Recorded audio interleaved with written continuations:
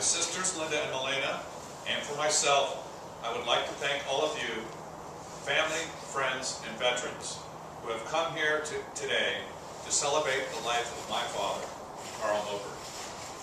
Dad was born on a farm near Meigs, North Dakota on this day in 1928. He was the 8th of 9 children born to Hans and Milena Moberg. As many of you can attest, Carl loved to tell stories about growing up on the farm. When my sisters and I were growing up, we heard stories of the one-room schoolhouse and the horse-drawn school buses. In the wintertime, the bus was a covered sleigh with a coal stove for heat. And one of the jobs of the boys was to pile up the snow of the first snowstorm against the side of the school to keep it warm. Life was not easy on the farm during the Depression in Dust Bowl years, but Dad never complained about those experiences. He did tell us that things were bad enough that one year his father had to trade an entire wagon load of wheat just to get shoes for his children. Think of that, an entire wagon load. Grandpa Hans lost the farm more than once for missing the mortgage payments, but never got evicted because the bank already had too many farms.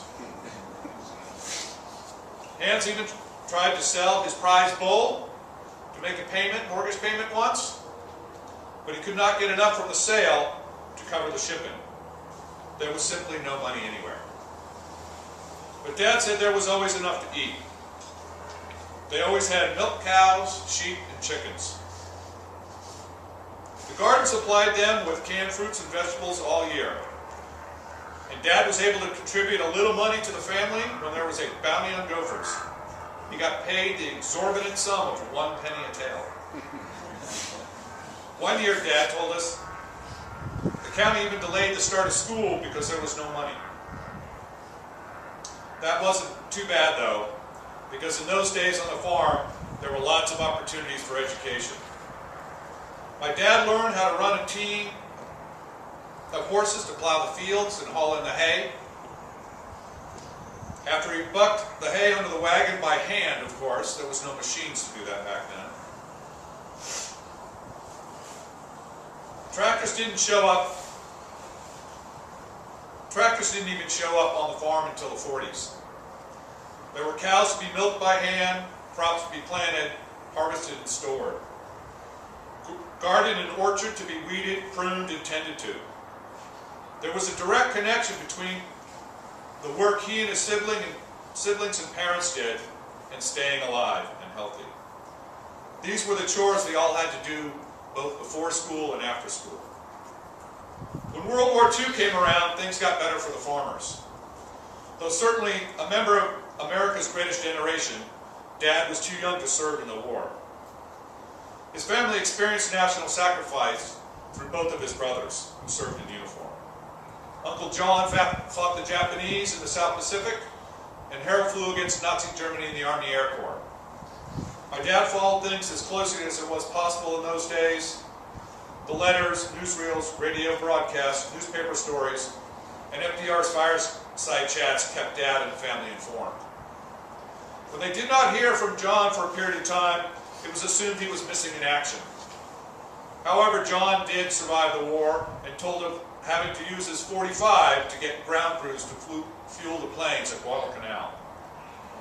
Unfortunately, Harold did not return. Harold's B-17 Flying Fortress was shot down over Germany in March of 1944. His death was especially hard on my dad since he was closest to Harold. His grief over losing Harold was added to the burden he bore from the death of his mother the previous year. A little bit later, after the war, when my dad came down with appendicitis, Hans drove so slowly to the hospital that my father thought he was not going to make it. As Dad could not convince Hans to go any faster, he, my father with appendicitis and all, had to take over driving duties.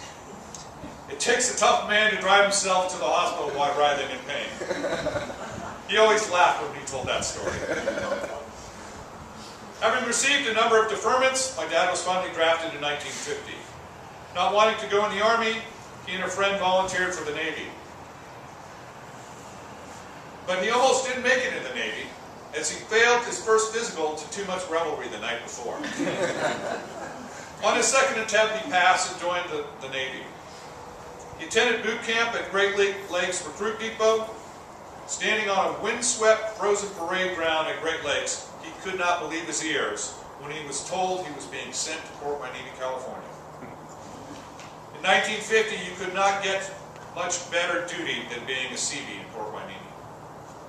It was at Port Hueneme that my dad found a way to supplement his Navy pay by making short-term, high-interest loans to his fellow sailors who had failed to properly manage their bar bills. My dad is also the only person I have ever heard that got away with discharging his .45 in the enlisted club with no repercussions.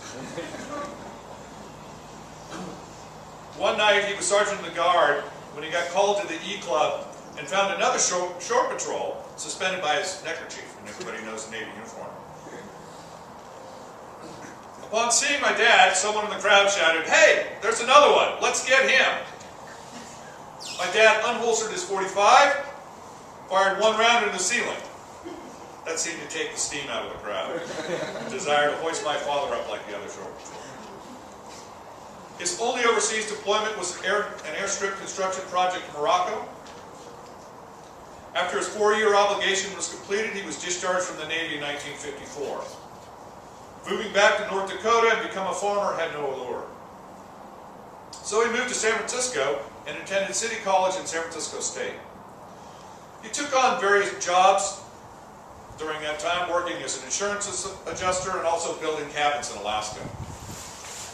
Before getting a job with Pan Am at the San Francisco airport. In 1959, he met my mother, Catherine Waters, and they were married in September of 1960. He switched to TWA in 1960, where he remained until his retirement in 1989. However, despite having 3 young children, his adventurous ways were not over. In 1968, he took a contract to teach Saudi ground support crews and moved the entire family to Jeddah, Saudi Arabia. When we returned in 1969, my dad's passion for boating and water skiing prompted him to buy a ski boat.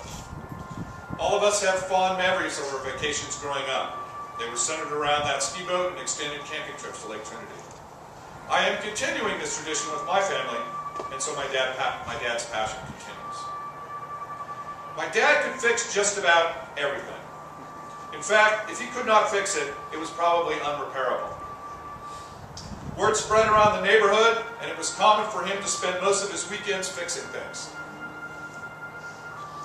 He was always a tinkerer and did some funny things, like the time he modified the washing machine with a run forever switch so his coveralls would get clean. I don't know if you remember me liking that. He hated the idea of hiring anyone to do projects he thought he could do himself. After retirement, he and my mom decided to move to Willits and build their dream retirement home. His tinkering ways continued. Unsatisfied with the designs offered, he spent endless hours redesigning their home until it was exactly what they wanted. When it came time to build, he supervised every facet of construction and did as much of the work himself. With the house completed, he threw himself into improving his golf game and managed to score a hole-in-one on 2 occasions.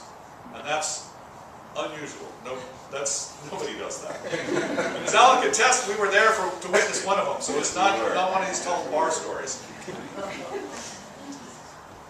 Mostly he was a man who threw himself completely into whatever he did, and he never stopped until he did it well. He believed strongly that no one gets anywhere through half steps. My dad was not particularly a religious man, but I know he believed in God. I know he was grateful for a life rich in experience, a loving family, and rewarding work. May peace from heaven and good life be granted us. He who makes peace in the heavens, may he make peace upon all of us.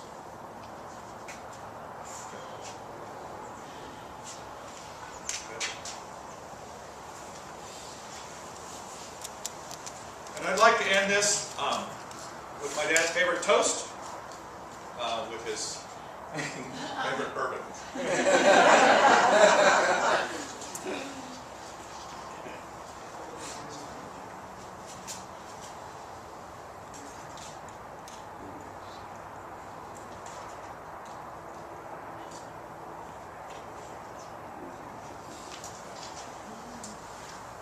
Vinskål, Minskål, Ekka Flickaskål.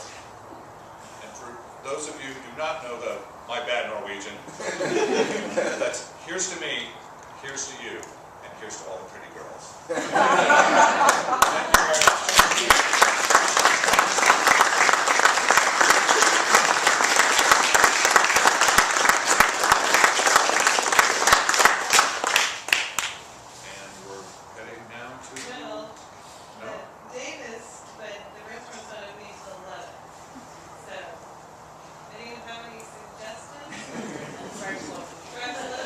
Drive slowly, get lost. I've already been there back once. That's why I was late. I apologize. Hey, your directions to the restaurant were great.